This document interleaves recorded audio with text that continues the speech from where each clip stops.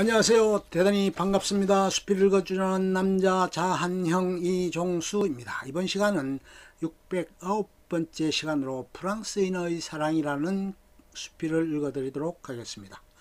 프랑스인의 사랑, 스탕달.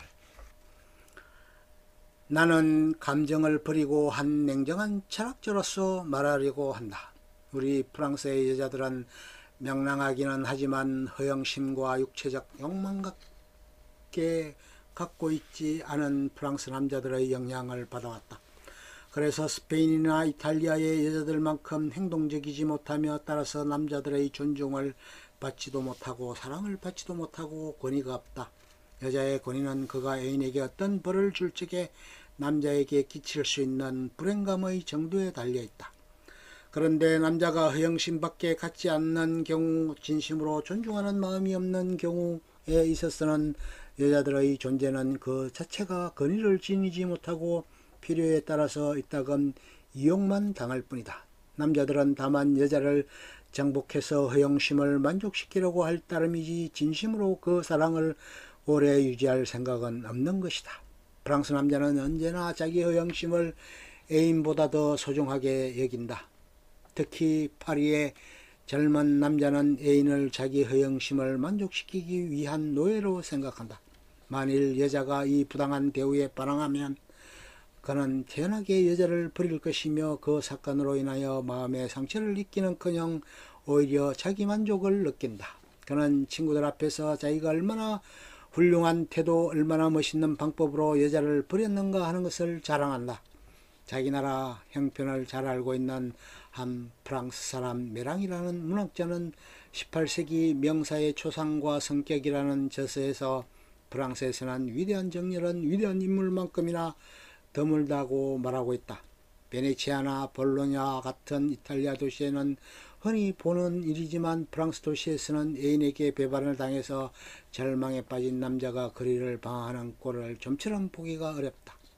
파리에서 참으로 소박하고 열렬한 사랑을 보기 위해서는 교육과 허영심에 의해서 타락되지 않는 사람들이 살고 있는 하층사회로 내려가지 않으면 안 된다. 그러나 중세에는 그렇지 않았다. 남자들이 모두 솔직하고 용감했다. 중세시대에는 사람들이 모험을 할 기회가 많았기 때문에 그 위험성이 남자들의 마음을 단련시켰던 것이다. 허영심 같은 것을 희롱할 여유가 없었다. 인간의 독창성이라는 것도 지금에 와서는 매우 보기 드물 뿐 아니라 간혹 눈에 띄는 것도 오히려 우스꽝스럽고 눈에 거슬려 보이지만 그 당시 사람들에게 있어서는 솔직하고 진지한 것이었다.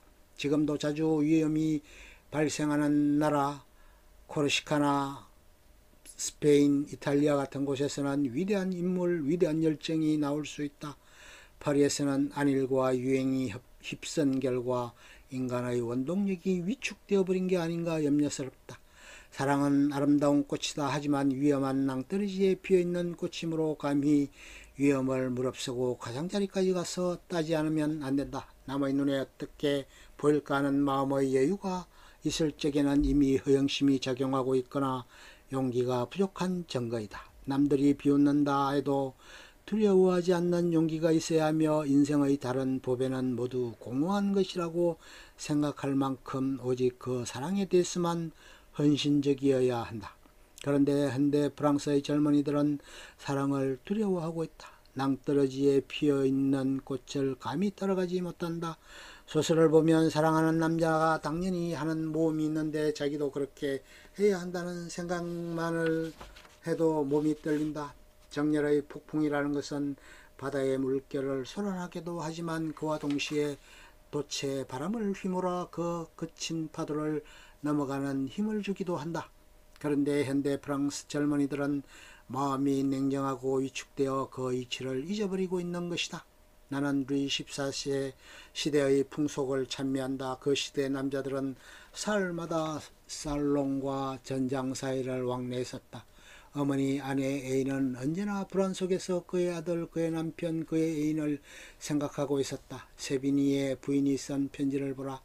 위험 속에 뛰어들고 있는 남자와 그 안위를 염려하는 여자 사이에 주고받은 말은 오늘날 우리가 따르지 못하는 힘과 솔직함을 지니고 있었던 것이다. 그러므로 문명의 완성은 19세기 섬세한 감수성에 보다 더 빈번한 위험을 결부시키는 데 있을는지도 모른다.